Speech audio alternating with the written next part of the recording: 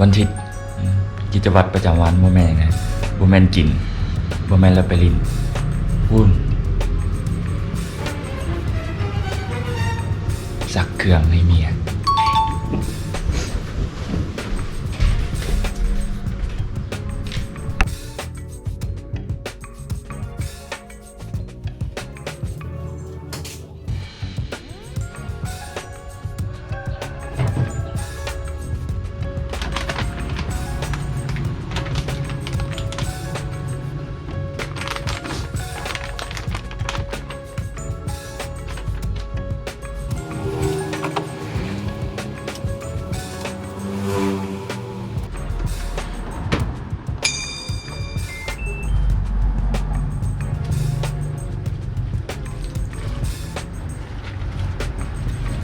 ชีวิตของวันอาทิตย์ของข้อย